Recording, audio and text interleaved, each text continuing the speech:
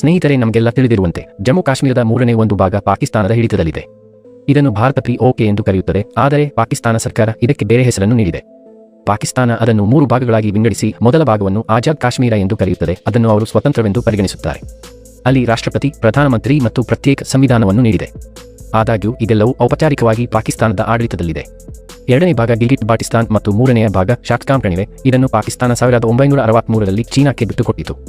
ಭಾರತದಲ್ಲಿ ನಾವು ಈ 3 ಪ್ರದೇಶಗಳನ್ನು ಒಟ್ಟಾಗಿ POK ಎಂದು ಉಲ್ಲೇಖಿಸುತ್ತೇವೆ ಮತ್ತು ಅದನ್ನು ನಮ್ಮ ಭೂಪ್ರದೇಶದ ಅವಿಭಾಜ್ಯ ಅಂಗವೆಂದು ಪರಿಗಣಿಸುತ್ತೇವೆ. ಭಾರತದ ಭಾಗದಲ್ಲಿ ಜಮ್ಮು ಕಾಶ್ಮೀರವನ್ನು 3 ಪ್ರದೇಶಗಳಾಗಿ ವಿಂಗಡಿಸಲಾಗಿದೆ.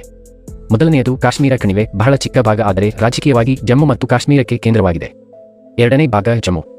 ಮೂರನೆಯ ಭಾಗ ಉತ್ತರದಲ್ಲಿರುವ ಸಿಯಾಚಿನ್ ಗ್ಲೇಸಿಯರ್ ಆಗಿದೆ. ಇದು ವಿಶ್ವದ ಅತಿ ಎತ್ತರದ ಯುದ್ಧಭೂಮಿಯಾಗಿದೆ. ನಂತರ ಜಮ್ಮು ಮತ್ತು ಕಾಶ್ಮೀರಕ್ಕಿಂತ ಹೆಚ್ಚಿನ ಭೂಪ್ರದೇಶವನ್ನು ಹೊಂದಿರುವ ಲಡಾಖ್ ಇದೆ.